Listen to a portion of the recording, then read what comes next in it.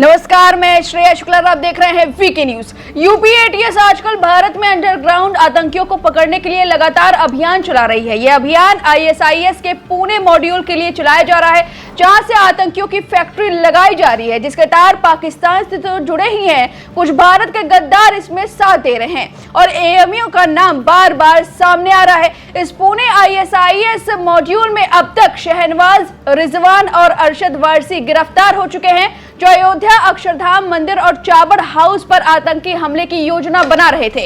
ये सभी एक दूसरे के संपर्क में थे। शहनवाज, रिजवान और अरशद की गिरफ्तारी के बाद ही यूपी एटीएस ने एएमयू से जुड़े उनके कनेक्शन की जांच तेज कर दी है और अब दिल्ली क्राइम ब्रांच, एएनआई और अन्य एजेंसियों से मिले इनपुट पर जोर शोर से यूपी एटीएस काम कर रही है और लगातार अलीगढ़ का एएमयू का नाम सामने आ रहा है। अभी हाल ही में उत्तर प्रदेश एटीएस ने आईएसआईएस से जुड़े 2 सेल्फ रेडिकलाइज्ड आतंकियों को गिरफ्तार किया, जिनका नाम आतंकी अब्दुल अरसलान और माज है, जिनके तार एएमयू से जुड़े हुए हैं और दोनों से पूछताछ के दौरान एक और मुख्य आतंकी का खुलासा हुआ, जिसे पुलिस ने धर दबोचा है। जी हाँ, यूपी एटीएस को लगातार उनके अभियान में सफलता मिल रही है। इस बार एटीएस ने छत्तीसगढ़ के दुर्ग से आईएसआईएस समूह के एक और आतंकी वजूहुद्दीन अली खान को गिरफ्तार किया है। यूपी एटीएस का दावा है कि एएमयू में वजूहुद्दीन ही आईएसआईएस का मुख्य आतंकी था, जिसने दोनों को आईएसआईएस आतंकी बनने के लिए तैयार किया था।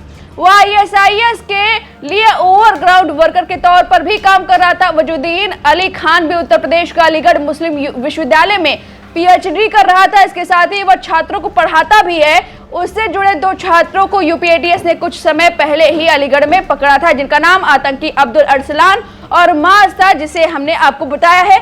इन्हीं से मिली जानकारी के मुताबिक अब वजूहुद्दीन को दुर्ग से गिरफ्तार किया, जहां वो छुपने के लिए भागा हुआ था। पुलिस सूत्रों से मिली जानकारी के मुताबिक गिरफ्तार आतंकी वजूहुद्दीन मूल रूप से छत्तीसगढ़ के दुर्ग का रहने वाला है। वो एएमयू में पीएचडी करने के साथ ही जूनियर छात्रों को सामाजिक विज्ञान विषय यानी कि इतिहास, भूगोल और नागरिक शास्त्र पढ़ाता था। उसके छात्रों में हिंदू छात्र भी शामिल है। खास बात यह है कि उसकी विचारधारा से जुड़े हुए लोग वजूहुद्दीन को आमिर कहते हैं। इसका मतलब है शासक होता है। अरसलान और माज बिन तारिक की गिरफ्तारी के बाद यूपी एटीएस ने जब प्रेस रिलीज जारी की, तो उसमें साफ तौर पर बताया गया कि पुणे आईएसआईएस मॉड्यूल में जुड़े आतंकियों शहनवाज आलम उर्फ शफी उजमा और रिजवान का एएमयू के एसएएमयू यानी कि स्टूडेंट ऑफ एएमयू ग्रुप के साथ गहराई से जुड़ाव था। कट्टरपंथी मुस्लिम युवाओं के ग्रुप सामू इसे जुड़ा शहनवाज और रिजवान आईएसआईएस के लिए भर्ती कर रहे थे। सामू ग्रुप का मुखिया वजूहुद्दीन बताया जा रहा है। उसे सामू से जुड़े इस्लामिक कट्टरपंथी आमिर कहते हैं, जिसका मतलब शासक होता है। हमने आपको पहले ही बताया।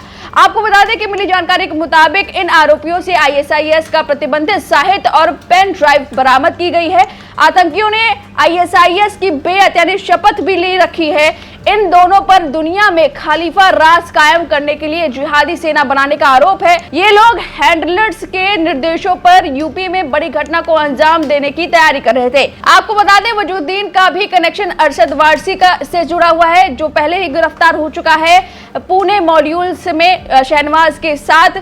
और ये इनका जो कनेक्शन है वो शर्जील इमाम के साथ है, यानी कि अरशद वारसी शर्जील इमाम का साथी है और अरशद वारसी का कनेक्शन वजूहुद्दीन से भी है। यानी कि जितने भी आतंकी पकड़े गए हैं, सबका मकसद एक ही है, सब एक दूसरे से मिले हुए हैं और आतंकी यूपी एटीएस लगातार इनके इस मॉड्यूल को ध्वस्त करने में लगी हुई है और लगातार यूपी एटीएस को बड़ी सफलता मिली हुई है और मुख्य आरोपी यानी कि मुख्य आतंकी को भी वजूहुद्दीन जो बताया जा रहा है, उसे भी यूपी एटीएस ने धर दबोचा है। इस तरह से आईएसआईएस मॉड्यूल पुणे को ध्वस्त करने में यूपी एटीएस लगातार सफल हो रही है और ये जो घर के ही गद्दार हैं, जो भारत के ही गद्दार हैं, वो बेनकाब हो रहे हैं।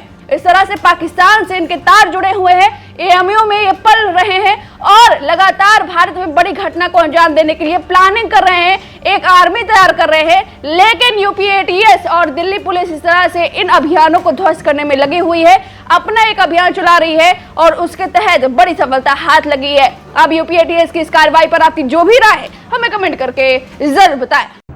वीके न्यूज उत्तर प्रदेश, उत्तराखंड, सच का सारथी।